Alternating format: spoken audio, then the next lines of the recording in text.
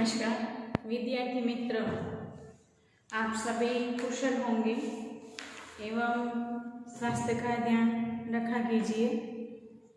तो आज हम आपके निबंध विभाग में एक नया निबंध मैं आपको समझाने का प्रयत्न करती हूँ। तो आप उसे, मैं बार बार कहती हूँ कि निबंध इसे कहते हैं जिसका कोई बंधन न हो। आप मुद्दों के अनुसार उस पर थोड़ा सा सोच विचार करके मुद्दा के अनुसार आप लिखावट कर सकते हैं। तो उसके हिसाब से आज हम एक नया निबंध सीखेंगे, प्रदूषण एक विकट समस्या।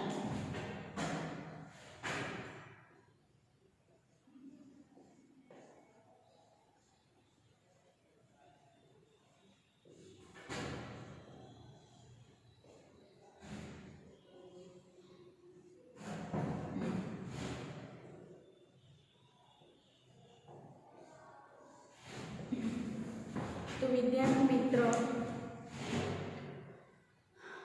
आप सभी जानते हैं कि आज सिर्फ हमारे घर का, मोहल्ले का, गांव का, शहर का, राज्य का, देश का, इसके उपरांत अंतर्राष्ट्रीय में सबसे विकट समस्या है तो प्रदूषण। तो उसके आधार पर हम पहला टॉपिक पढ़ेंगे प्रस्तावना। तो सुनिए, आज पूरी दुनिया प्रदूषण के एक ऐसे जंगल में फंस गई है जिससे निकलना बहुत मुश्किल हो गया है। तो प्रस्तावना में यह लिख सकते हैं कि आज हम प्रदूषण की दुनिया में हम सोच सकते हैं कि जल मतलब पानी का प्रदूषण कैसे होता है, आगे देखेंगे।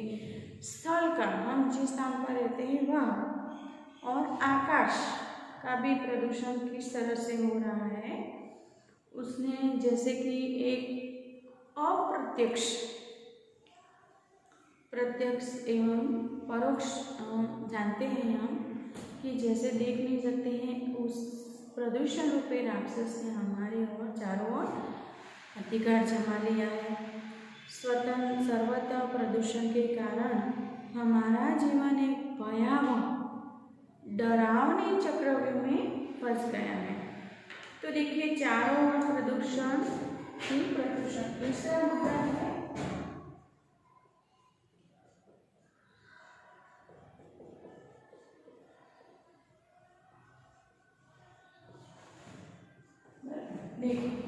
जानते हैं हम कि प्रदूषण बहुमुखी दैत्य है। जल का, स्थल का, आकाश का, चारों तरफ प्रदूषण ही प्रदूषण है।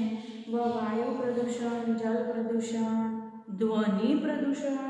ध्वनि प्रदूषण देखिए, वायु प्रदूषण कैसे होता है कि पेट्रोल, डीजल के आदि वाहनों के द्वारा एवं अब तो स्पेस शटल आदि के दूषित वायुमंडल से सांस लेना भी अब मुश्किल हो गया। धीरे धीरे हमारे जीवन में रोग होने चालू हो गए हैं।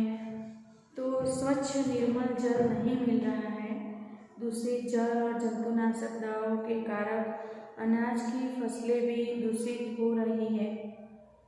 आधुनिक यंत्रों का शोर हमारे कानों में के पर्दे, जगह जगह हम देखते हैं कि शादी ब्याह का माहौल हो, कुछ ऐसे पार्टी प्रसंग हो, तो पूरे वातावरण में ध्वनि का प्रदूषण प्रचलित हो जाता है।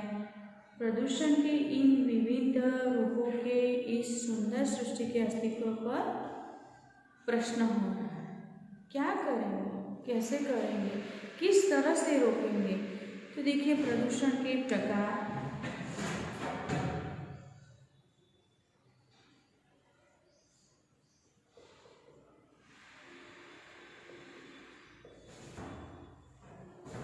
तो प्रदूषण के प्रकार किस तरह से, मूल रूप से औद्योगिक क्रांति। देखिए, हमारे जीवन में नए टेक्नोलॉजी के युग में हम जानते हैं कि हमारा जीवन सरल बना है, लेकिन साथ ही साथ कुछ ऐसी समस्या है जो हमारे जीवन को परेशानियों से भर देने वाली है, जो दिखने वाली है नहीं पर धीरे धीरे उसकी असर करती है। तो औद्योगिक क्रांति बढ़ती गई, जैसे कि कपड़े की मिलें हैं, खाने बनाने की मिल है, आइसक्रीम की मिल है, एवं ठंडा पीना की जो भी कोल्ड ड्रिंक्स हम कहते हैं जिसे, उसकी जो मिलें हैं, उसमें से बनने वाला जो भी प्रदूषण होने वाला, जो भी कचरा होने वाला, वह कहाँ जाएगा? नदी नाले में उसे उड़ेल देते हैं। तो कारखानों, मिलों, वाहनों के आदाय द्वारा मिल एवं कारखानों का कचरा नदियों में, उससे जल प्रदूषण होता है। पेट्रोल डीजल के द्वारा चलने वाहनों से वायु प्रदूषण होता है। और गैस प्लांटों की, हम जानते हैं कि जो भी ऑनलाइन गैस हमारे घर पर आती है, लेकिन उससे कई तरह के प्रदूषित वायु हवा में फैलते रहते हैं। समुद्रों में मतलब ये भी जो केमिकल का कचरा निकलने वाला है वो समुद्रों में उड़ेला जाता है। तो कई तरह से झीलें खराब हो रही है, पानी खराब हो रहा है, समुद्र में विष घोला जा रहा है। तो रेलगाड़ियों, विमान, मोटर, खेल कमेंट्रियाँ, जैसे कि हम जानते हैं IPL की मैच, वह पूरा ध्वनि प्रदूषण उसमें है। बम विस्फोट आदि के द्वारा ध्वनि प्रदूषण हो रहा है। शहरों की गंदी झोंपड़पट्टियों, मशीनीकरण की बढ़ती प्रवृत्ति, वनों तथा वृक्षों का विनाश। तो ये हमारे जीवन के शत्रु हैं। चाहे हमारा जीवन सरल हो गया, हम रहने के लिए क्या करेंगे कि चलो बीच में पेड़ आ रहा है।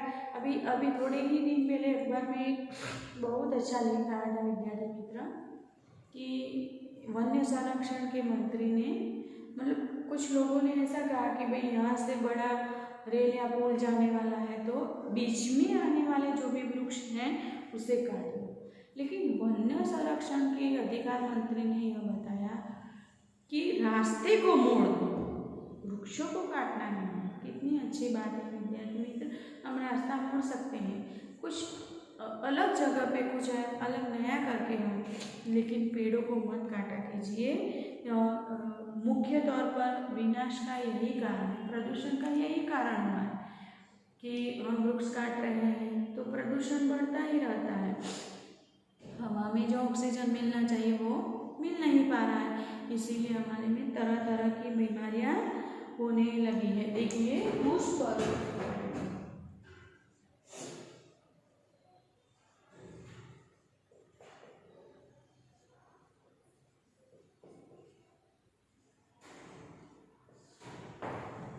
तो किस तरह से प्रदूषण जानते हैं कि जैसे कि शादी ब्याह के माहौल में हो तो बड़े बड़े स्पीकर लगाए जाते हैं, ढोल नगाड़े बजते हैं, तो थोड़े समय के लिए अच्छा लगता है, लेकिन हमारे मानसिकता पे वह असर कर रहा है।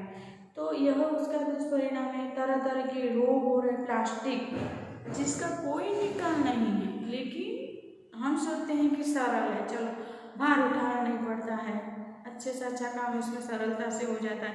इसीलिए कम से कम यह ध्यान में रखिए, उससे स्वास्थ्य का बहुत बड़ा नुकसान हो रहा है। प्रदूषण हमारे जीवन का शत्रु बन गया है। वायु प्रदूषण के कारण कार्बन डाइऑक्साइड की मात्रा धीरे धीरे बढ़ती जा रही है। इससे पृथ्वी के पर्यावरण के ऊपर रहने वाला ओजोन का स्तर है वह निम्न हो रहा है, उससे वह प्रभावित हो रहा है। पृथ्वी पर तापमान के अनियमित, जैसे कि गर्मी के मौसम में हम जानते हैं कितनी गर्मी पड़ती है, हम सहन कर सकते नहीं है, तो क्या कर दिया हमने, AC लगा दिया। पर AC क्या करेगा, हवा में से पूरा ऑक्सीजन निकाल देगा, तो आसपास के जो लोग हैं उसको तो नुकसान होने वाला ही है। तो इससे दुष्परिणाम है वायु तथा जल के प्रदूषण के तरह तरह के घातक रोग। हमने कभी पहले सुना नहीं है हृदय रोग जैसी बीमारी, लेकिन अभी तो चलते लोगों से सुन लेते हैं कि उनको क्या हुआ, हार्ट अटैक। तो यह प्रदूषण का दुष्परिणाम ही है मित्र। तो ध्वनि प्रदूषण के कारण मानव बहरापन, पूरे दिन हम ध्वनि के घोंघाट में रहेंगे तो हमारा बहरापन आ जाएगा, अनिद्रा, रक्तचाप, मानसिक रोगों को का शिकार बन रहा है। प्रदूषण से पूरी तरह तो कम करने के उपाय क्या सोच सकते हैं?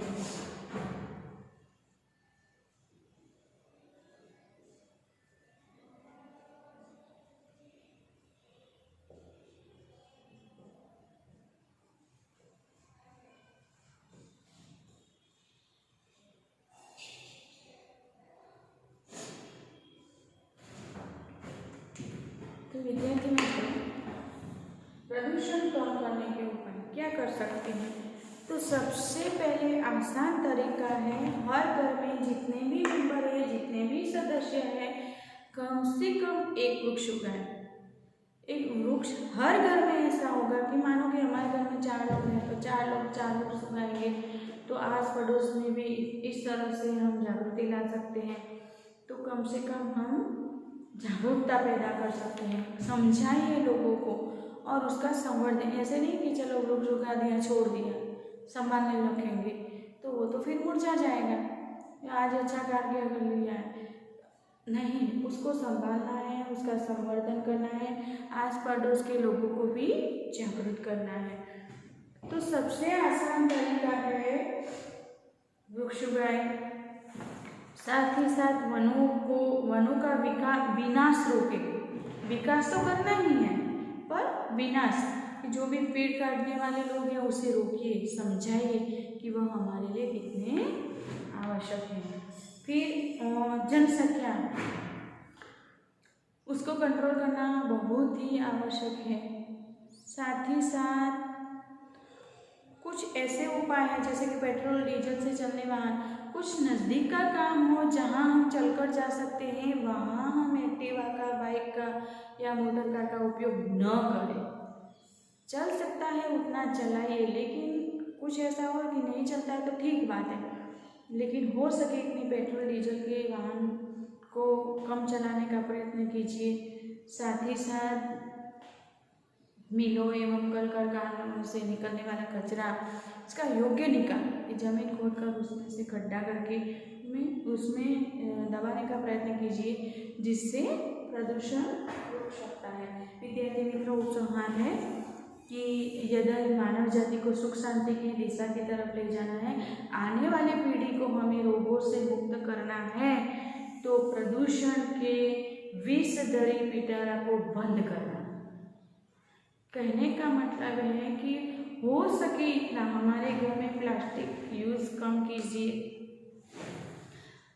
कपड़े की थैली, कागज़ की थैली का उपयोग कीजिए और स्वच्छ पानी पीने का प्रयत्न कीजिए एवं साथ ही साथ हमारे आसपास के वातावरण को भी स्वस्थ रखने का प्रयत्न कीजिए। तो विद्यार्थी मित्र, आपको यह निबंध कार्य के नोटबुक में लिखना है।